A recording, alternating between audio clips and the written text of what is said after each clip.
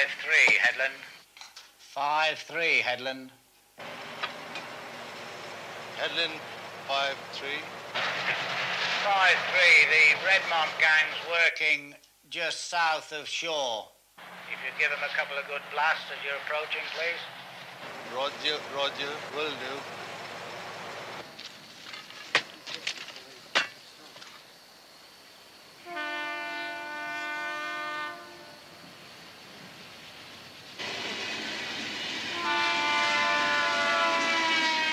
A single-track rail line runs for 426 kilometres through mountainous and desert regions in the far northwest of Australia.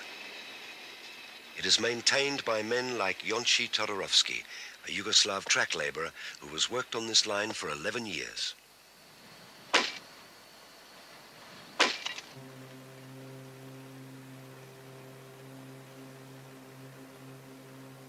Janos Wroblewski is a Polish-born ganger returning to the isolated railway camp at Redmont after 4 weeks' holiday in Southeast Asia.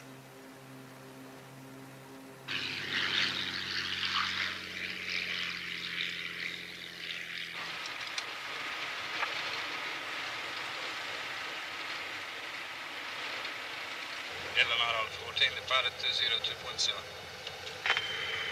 Yeah, boss, you want to get Jerry? Jerry Kovacevic is also Yugoslav. He started on the line as a temporary labourer 9 years ago and is now foreman of the Redmont gang.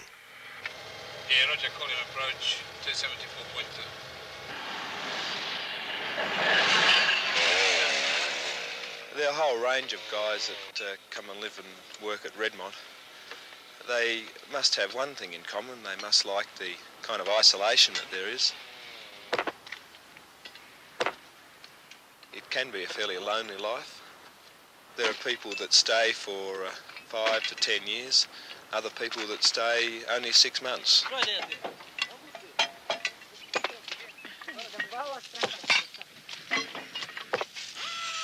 The hard core of long-term workers on the maintenance gang has come from the Yugoslav community. Jonci is the epitome of the traditional Yugoslav employee. Speaks very little English, doesn't socialise outside of other Yugoslavs in the camp, and will probably retire here quite a happy man.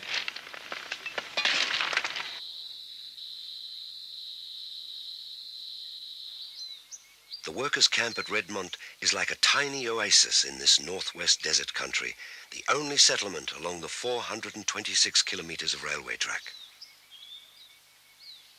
This is the third time I come back from holidays from Thailand and Philippines. And I don't like it here, because it's sort of coming back from paradise into a hellhole.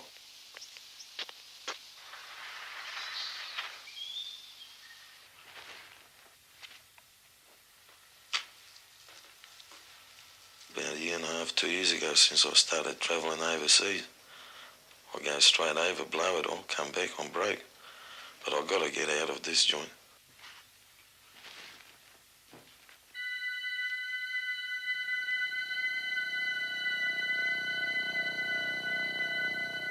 The Redmont camp is about 120 kilometres from Marble Bar, one of the most remote towns in Australia, and famous for registering the highest temperatures on the continent.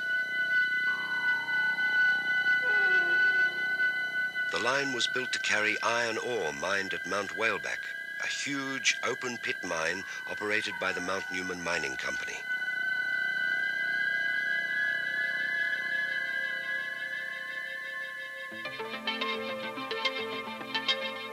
Three diesel locomotives haul a train of ore cars stretching up to 2 kilometres in length.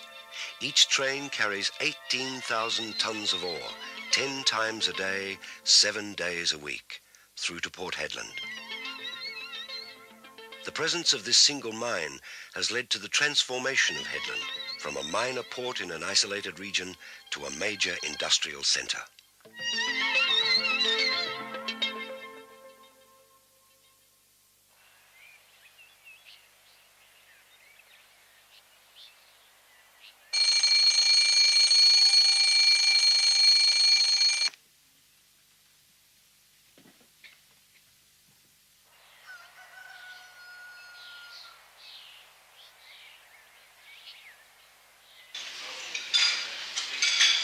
Typically there are about 80 people permanently based at Redmont. There's been 3 closures out of 4 camps, so that Redmont is the last camp along the line. There's been a merging of gangs, and there's been a merging of societies because each camp had its own society. In your own small world here, you're not really aware of what's happening outside you. We have had a few people over the years that come up and within a couple of weeks they just can't handle it. The isolation just gets them and they pull the pin and go. I thought it's a nice and easy job, glory, but once they get out the track, they start swinging a hammer. You can sort out the men from the boys.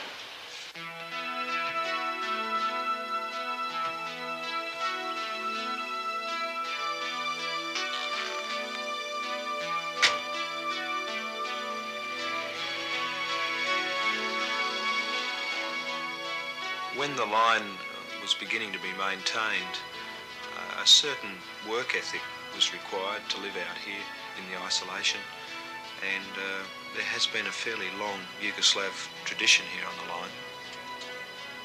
Many of the men have wives and relatives back in the homeland, and they support those people from Australia.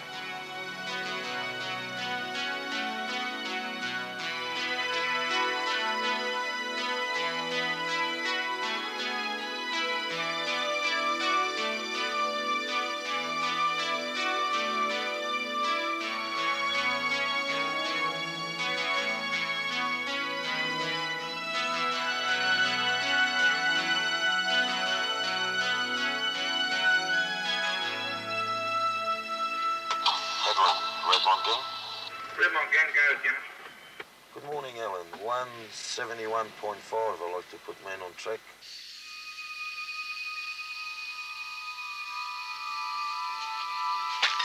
We don't need anymore anyway, so why put them in the truck? Just leave it there.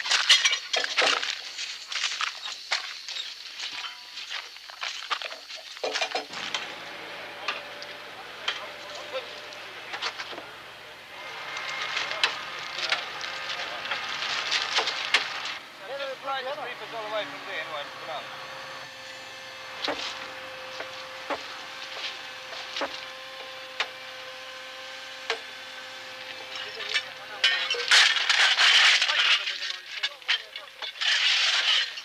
It's like an oven, especially when you work in the cuttings. When you walk out, I mean, you're just soaked. Have a pair of shorts and you can just see the layers that I've been sweating because all the salt marks just on all the shorts.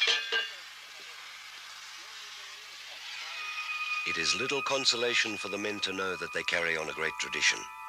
The building and maintenance of railways in outback Australia have always caused extreme physical hardship.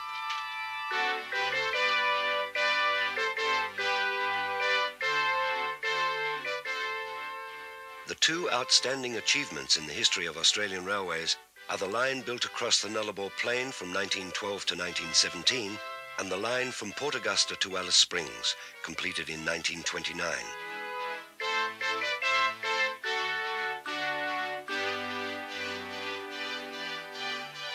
On the Nullarbor line, they built the world's longest stretch of straight railway track. With the youngest and most physically fit men drawn to the war in Europe, it was sometimes difficult to find workers. Yet in the heat and harsh conditions, these men broke world records for their speed in track laying.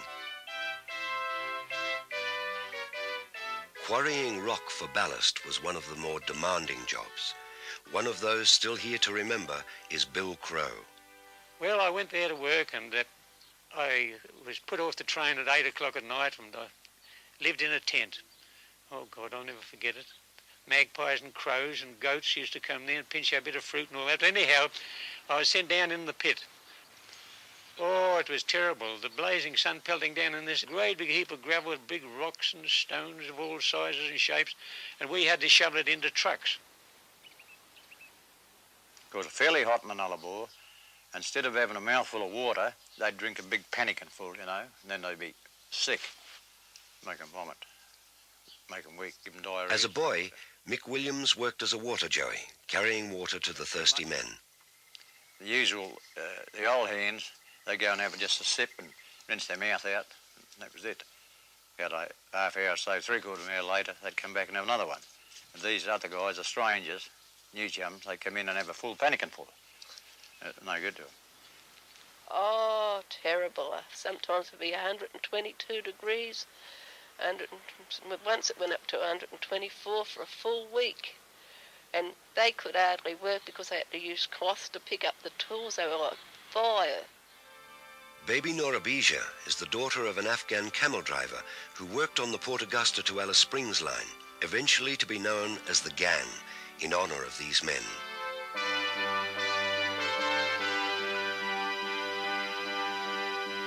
Charlie Dadler is now retired in Outback Mari, a township on the original Gan line. His father's camel teams helped build the line, and Charlie later ran his own camels.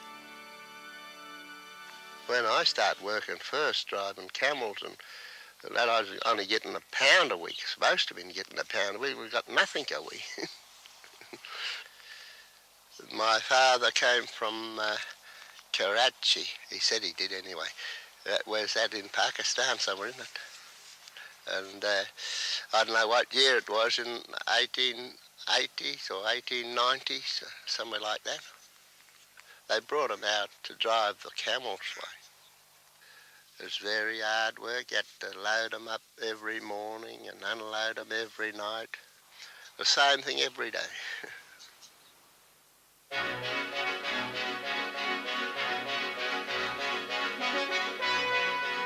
The building of railways played an important part in opening up outback areas of Australia. They carried food, livestock and equipment to remote places and eventually replaced the camel trains. But most importantly, they changed the social patterns of outback Australians. The railways created lifelines between communities in far-flung places, and people who lived in the outback would no longer feel so isolated by distance.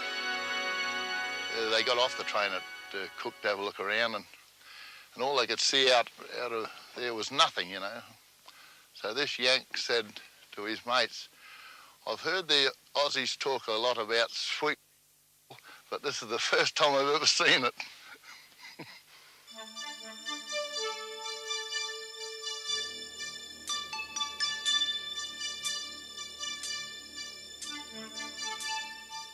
Railways today play a different role in opening up remote areas. This is a private railway, and it carries iron ore, not people. For many years, the Mount Newman rail line had difficulty in recruiting labour for maintenance gangs. Only migrants seemed prepared to suffer the extreme hardships and isolation of the Northwest, and in particular, the Yugoslavs.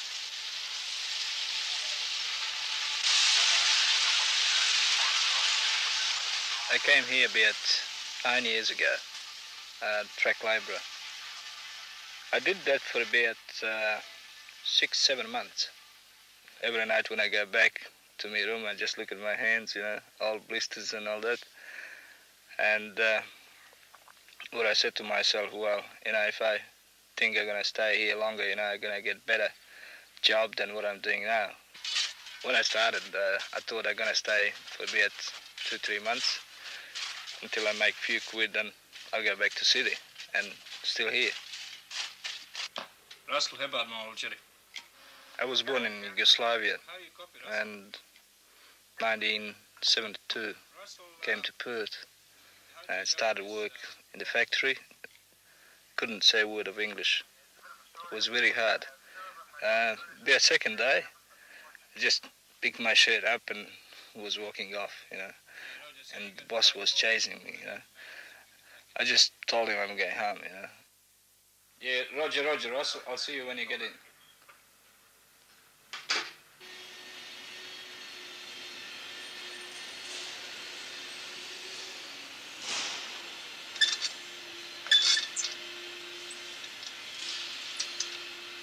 Velik Lazarov, like so many others at the camp, came strictly for the money.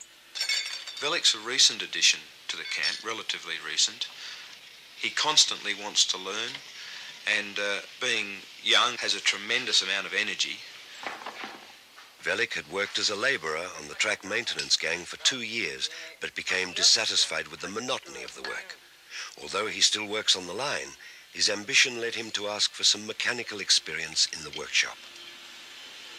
You better give these holes a spray first. Yeah. Right. When I first knew him, they used to call him Bulgar, which is, I suppose, it's short for Bulgaria. Just recently, he got made an Australian citizen, and when that happened, we called him Skippy, because he's now Australian, you see. Shouldn't that? I come out from Bulgaria is very funny, because I heard from one guy on the west is very good, you know. That is the correct, you know. And I haven't seen before the west, you know. I just heard, I just dreaming, you know. I haven't been there, nowhere. Because I grew up with my father and my mother 26 years. I never lived separate with them, you know.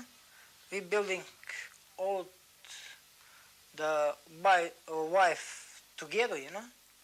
I helped him, he helped me, and when I go from my country, and my father, when he write me, he say, I think this is the dream, you know.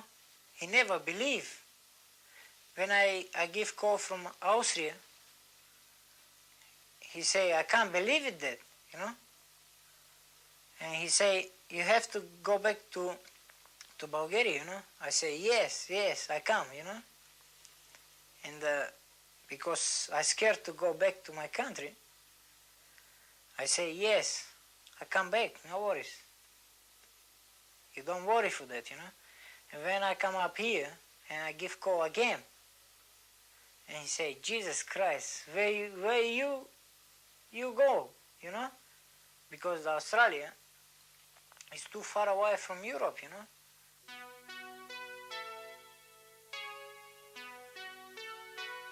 It's so hard for me up here too, because I have to build my life from beginning, you know. I have to start from nothing. What can I do? This is the life.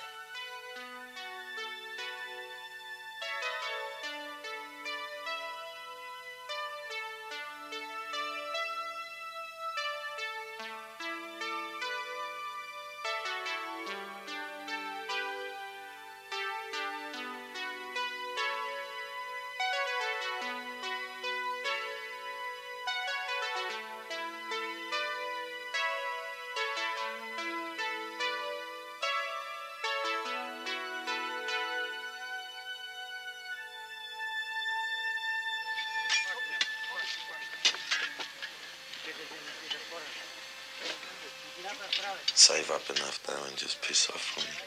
It's the only thing for me. The dough I was earning, I used to sit back, play poker. To drop 800 to 1,000 to $2,000 a night was peanuts. Everything I earned, I just blew it on piss and gambling.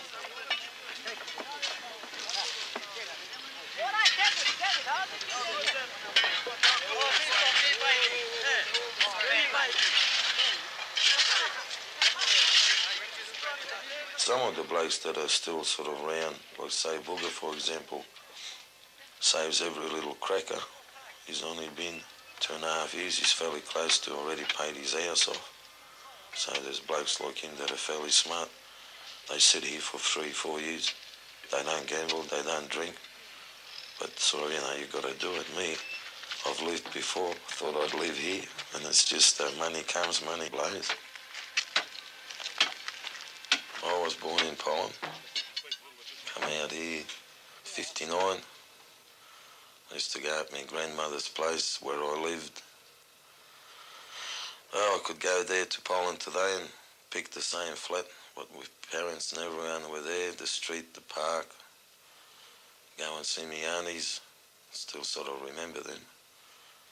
But with all the solidarity and everything going on, the martial law, most probably I'll be one of the type that get on the old Polish vodka there, and before I know it, I'll be locked up.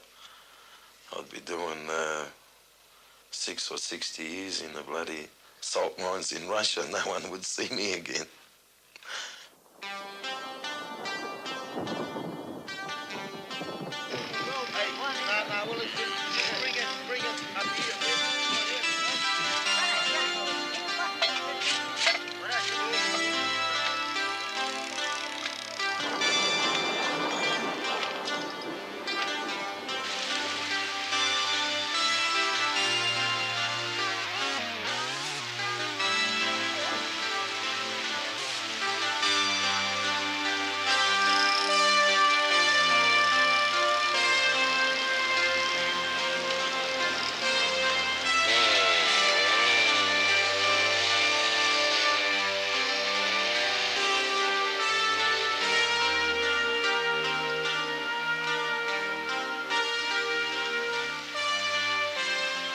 tried to get a job in the city, but I couldn't get one because most of the people, they like to stay in the city and all the jobs been taken. I'm gonna stay and keep this job probably for the next 10 years, I suppose. You had to take whatever you could get, see? Things were fairly tough them days for work. You'd see blokes, you know, office workers come out there, you know, on the shovel and pick, hands that all blister up. You felt sorry for them and all that sort of thing, but nothing you could do about it. They had to see it out.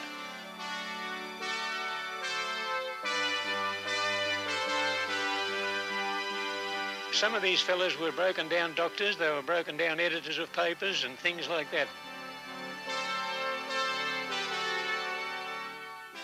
But mind you, some of them were victims of circumstances and were glad to go to work because there was no dole in those days, and they had to get food by ration tickets. They'd get a ticket to get a bit of meat and a ticket to get this, that and the other.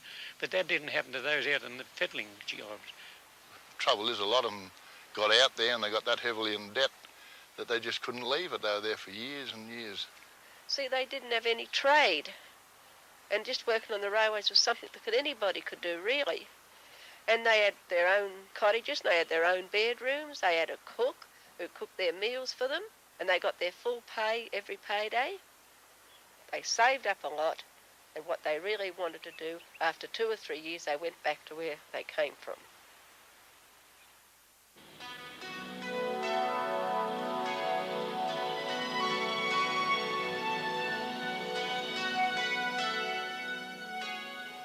Jonci Todorovsky has been working and saving for 11 years to support his wife and 4 children in Yugoslavia.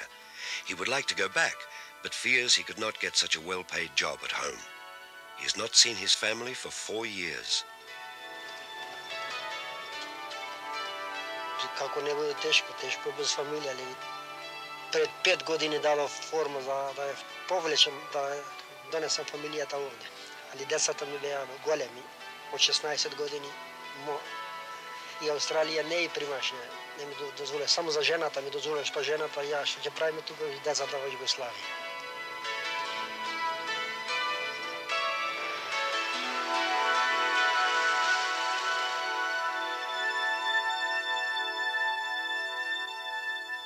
Kids, you know, those dementia, they'd come home and swamp all over you. One would want to comb your hair, change your shoes, put your slippers on, and yes, it was, yeah, didn't realise it until the kids start to grow up, you know.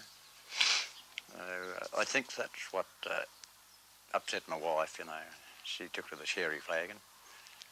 So I stuck it out till my health, well, our home broke up, and my health failed. I had a nervous breakdown and, you know, blood pressure because I drank a lot of plonk then. Swear black and blue, you'd get off the job as soon as you could. But you didn't get off, you stopped on it, you know. To be married and to live separate, I don't like that. I've been married, and when I come up here, I haven't got a chance to bring my missus up here. And we split it, you know. She has to marry up there. I have to find some woman up here. It's so hard to bring it, my missus up here. So hard. And I think it's not very good to live separate when you're married. My ex-missus come over for a couple of weeks over here. Oh, it was good. Suppose could have got back together, but once bitten, twice shy, I suppose. I don't think it sort of would work out between me and her. She's got her own life, and I sort of got a different idea now. I suppose I'll bump into a bird somewhere along the line that's for my style and liking. I don't know.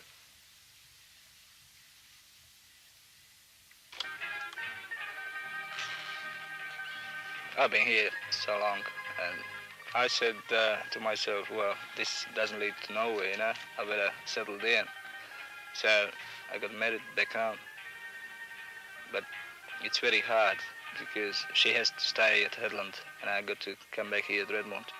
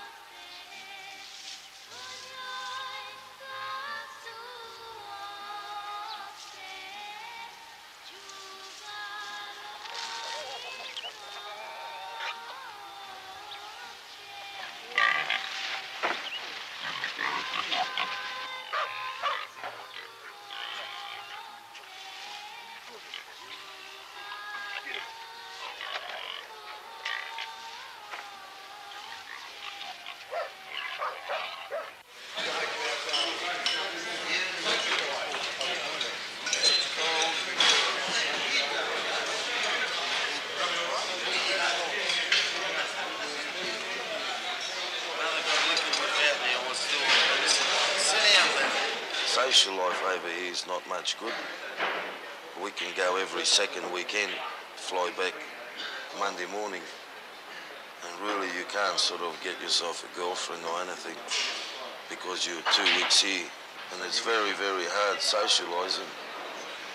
I'd love to go and pack up and just go, but finances are a little bit low on me, so I can't go anywhere.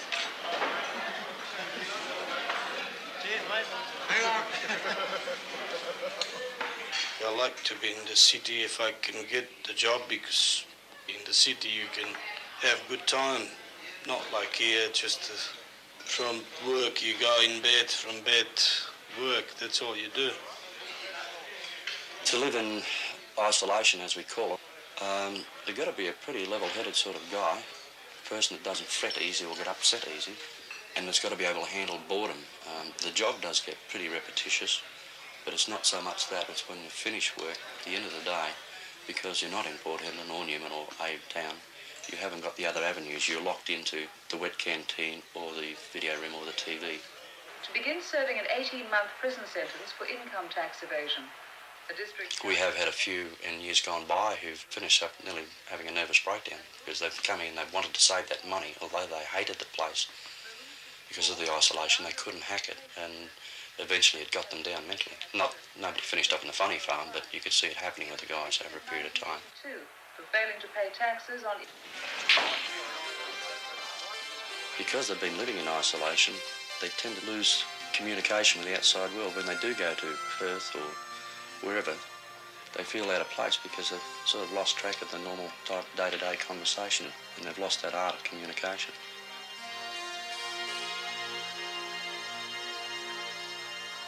The only thing sort of keep you sane over here, you just hit the bar every night. Just get yourself obliviated. Next day you just float off to work. Do your thing, and the days go really fast, like weeks fly then. But if you sort of sit straight sober for...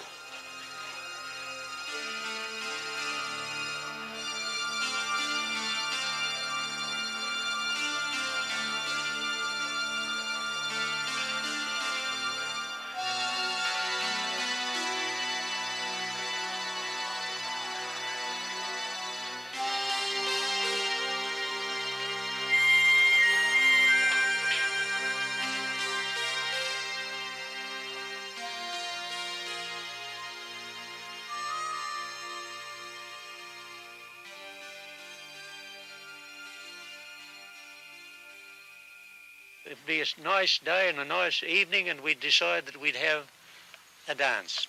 Righto. We'd get some of the kids to get out with an old cowbell, square old metal thing they used to run up and down and sing out, dance tonight, Bill Crow's the MC, Tom Crow's playing the mouth organ, Mrs. Jennings is on the piano, bring a plate, everybody. This is the way they were singing out up and down the street. And in half an hour, we'd have a dance in progress, and we'd dance all night. A month or two, everyone, knew one another, friendly, and sit around a big sleeper fire overnight talking, having a yarn, boil the belly, a few biscuits. If you were lucky, you had a wireless. If you was unlucky, didn't have enough money, didn't have a wireless. Well, every Afghan had a different instrument. Some would play the old original Afghan songs. They'd always have a big tin dish. And, and they played the tune to the song on that dish. The night prayers, the priest would call that, you could hear it about a mile off.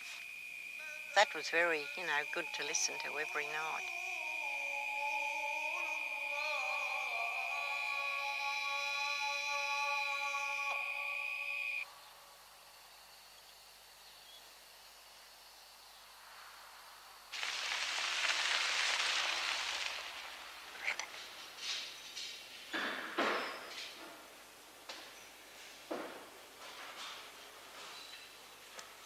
I'm born in Bulgaria, I still like my country, because I born there, I grow there, I have parents up there, and I still like my country, I know for the mother's father it's very hard.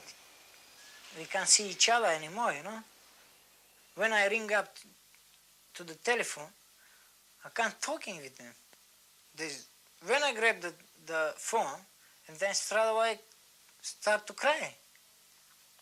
See? I go in Port Hedland, I pay $50 for 25 minutes, and for 25 minutes I can't say nothing. And I come back up here, I write one letter, I say, if next time start to cry like first time, I never make telephone call again. Because I pay money for that, you know, to talking. I know because you're sick for me, you know, I'm sick too. I think it's so hard to live separate, you know.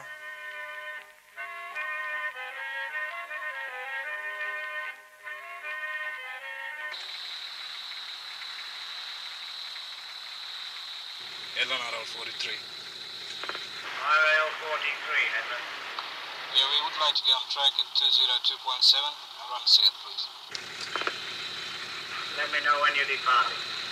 Roger, better call in departure.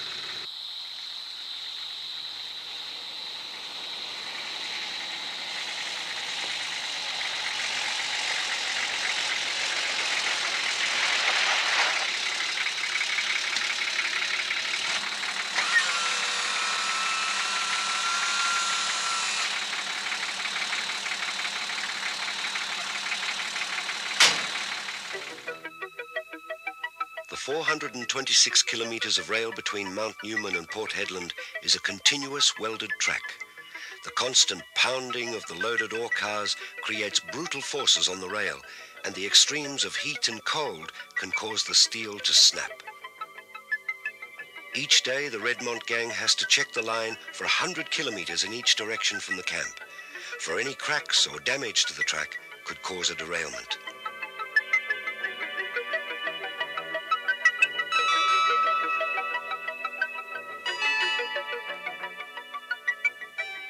They used to have to run the length every morning on either side of their camp. They'd have 40 miles to contend with.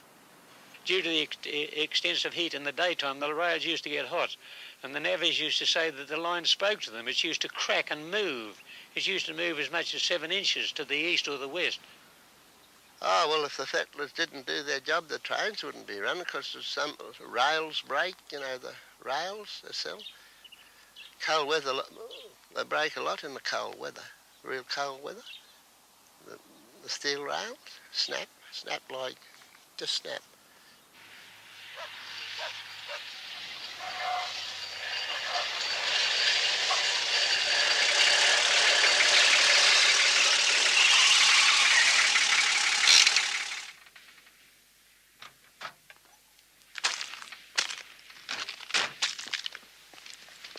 There she is, Janus. I thought it must be a break because it was very cold during the night. Well, it's not a bad one. It's only about 10 mil gap, straight break. Get the gang down. We're just gonna drill and bolt it and lift the restriction back to normal.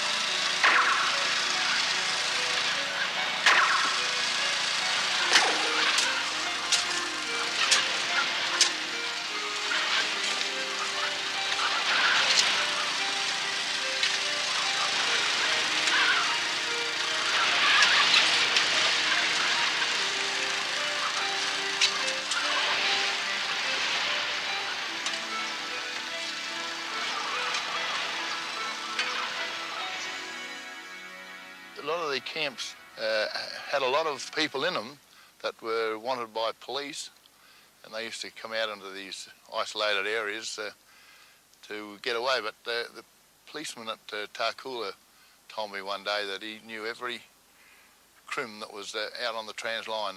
And I said, well, are they going to leave them there or what? He said, no, we'll just leave them there till we want them. Yeah, there was a few fights around, only amongst the, not amongst the Poms, Irishmen or the Australians, mainly amongst the Greeks, no Italians. They have a few scraps. But then there was a big bloke there by the name of Mick Blood, great big man. He was in charge of the quarry. He'd break that up. He'd go and get them and bash their heads together. He'd stop the fights. Well, I can remember one night when Jack was sent up to Beresford with a police officer because of a disturbance up there.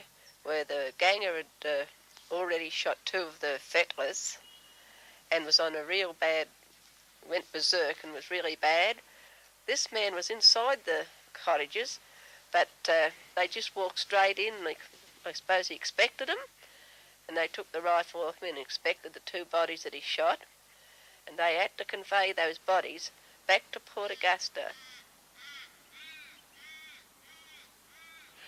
Well, you can understand a man living alone, cooking his own food and being isolated in a God-forgotten place where the crows fly backwards and all that sort of thing, you know.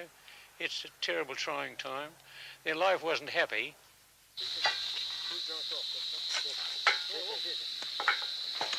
Redmont is such a different community and such a close-knit community that anybody who doesn't fit into Redmont very soon comes to people's attention. Very quickly the person either recognises that he doesn't fit into the community or he's told that he doesn't fit in, and the person leaves. You get some people, you know, getting on booze and miss the other day of work, you know, stay in his cab, nothing to do, you know, get bored, start smashing the windows and all that.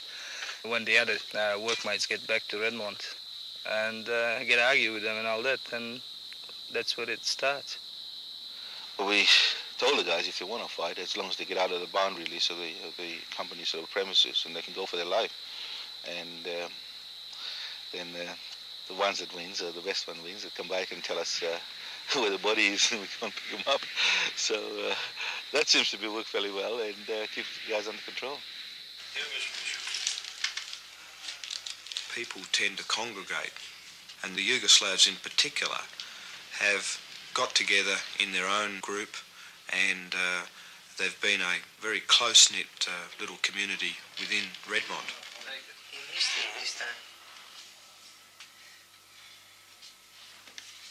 They rather be together most of the times and talk their language, and they don't bother sort of to mix with other people. I think that's sort of an interest, you know. If you're interested to learn something, you're going to mix with other people, you know, to pick up a few words and all that, but they're not.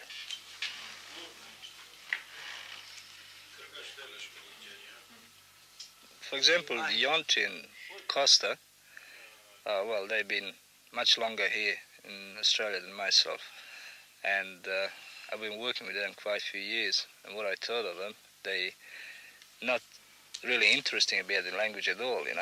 They're interesting about the money.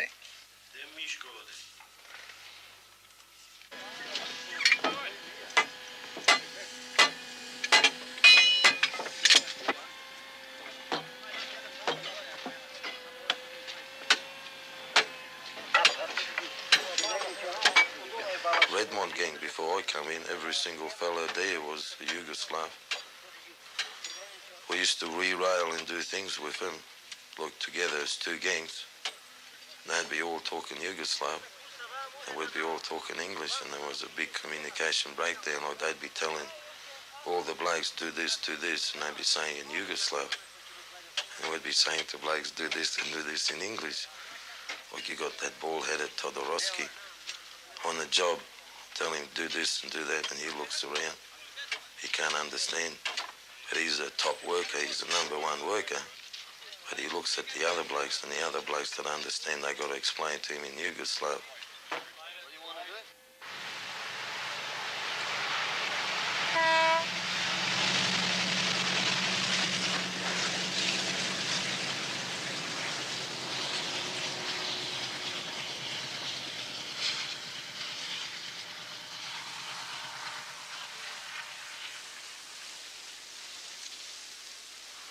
Mainly most of the Yugos, they sort of keep to themselves. There's few that sort of mix with us.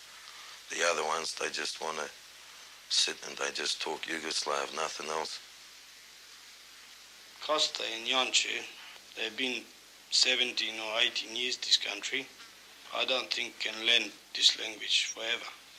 So I must talk to them Yugoslav. Some people get very upset, but it's not my fault. People can't understand the language, so you have to help them on the job. Generally, these people will sit back. They don't want to be seen to be making decisions because they've got some attitude about frightened of making a mistake. Just don't want to be involved or don't want to be held responsible rather than be involved. Just don't want to be responsible. There are great pressures on those who do take responsibility for work on the line. For when something does go wrong, the results can be disastrous.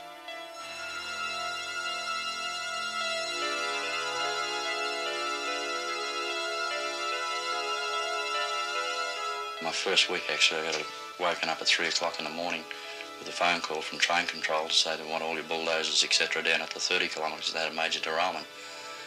When we got down there, it was one of the biggest messes I've seen for a number of years.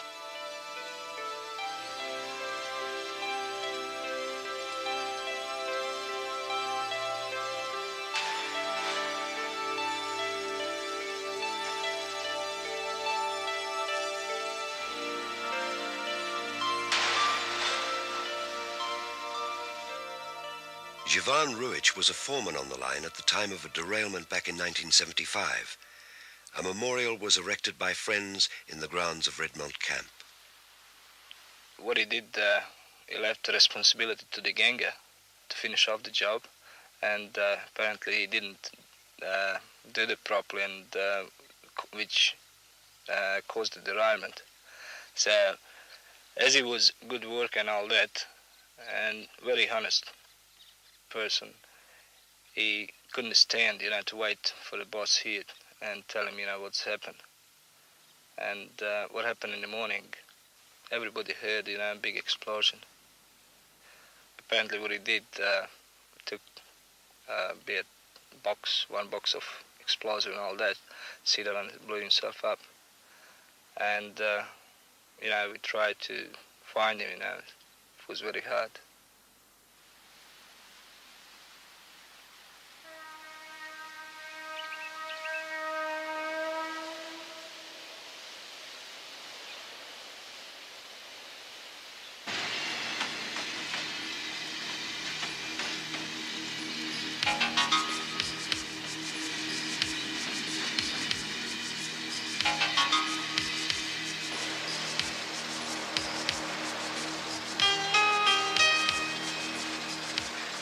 It's a frightening experience with 18,000 tons if you do have a derailment, but we don't like to think about derailments.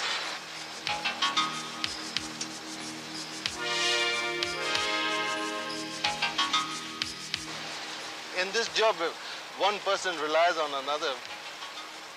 From a ganger to a locomotive driver to a train controller, you have to lean on one another because without one another you cannot have this safe operation. The gang work is vital to us.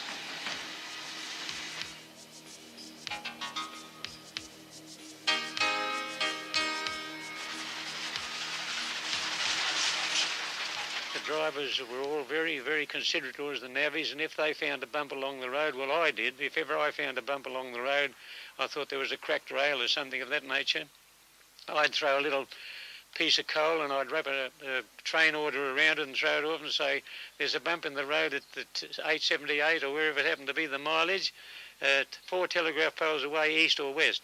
And they used to go out and fix that, and they were very grateful for that too. They're the foundation of the railway, and they're the most neglected man in the universe for the nature of work that they do. It's a very, very hard job.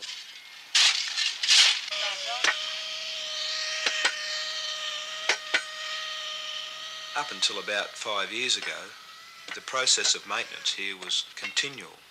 Every day you'd be out doing basically the same task. In the last 5 years, there has been a move towards removing manual methods off the line, and that has resulted in new technology being implemented on the railway.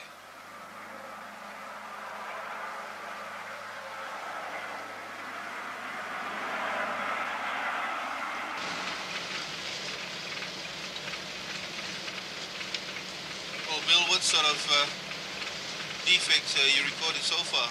Well, we got the severity 3 on the surface, right just back there. I think the machine will have an effect with the game. Even now, I can assure you that it has got some effect. because with the machine that she can tune to very fine art and she can pick up a very minor severity rating. There is no way in the eyes of any human being that we be able to pick up a severity 3 rating. I'm purely speaking about track faults.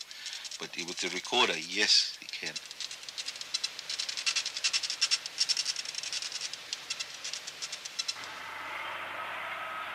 The new technology that we're using have done away with a lot of the manual labouring work, but there will always be a need to have your guys swinging your hammers, because to bring $1 million machine 200 kilometres to do a 5-minute job is not very economical. You've got to have somebody out there on that track.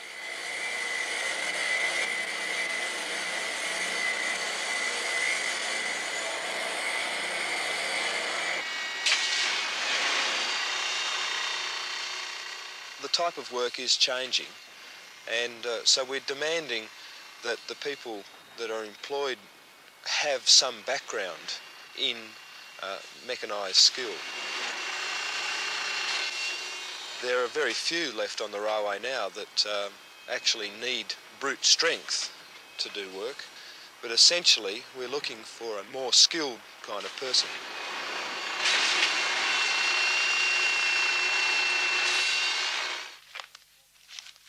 To be track foreman now, it's much different than what used to be 4 or 5 years ago.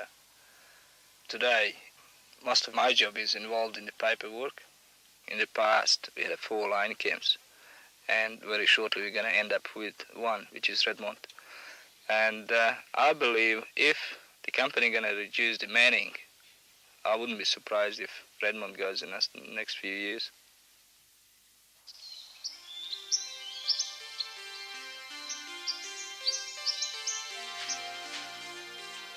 This is not total living really, is it? You know, you just wake up and go to work and come back to your room. It's monotonous. Within a year, in a place like this, that's the maximum time you can sort of give of yourself.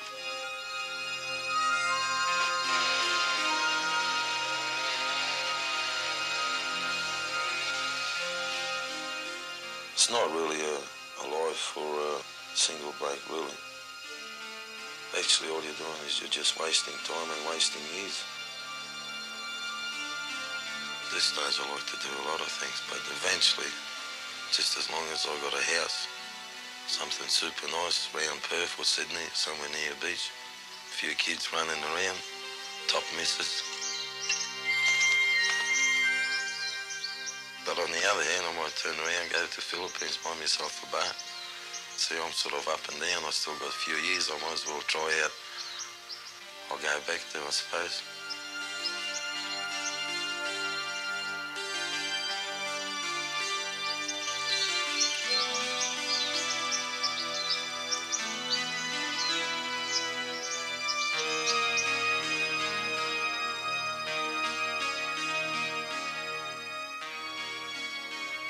I stay for the money up here, you know.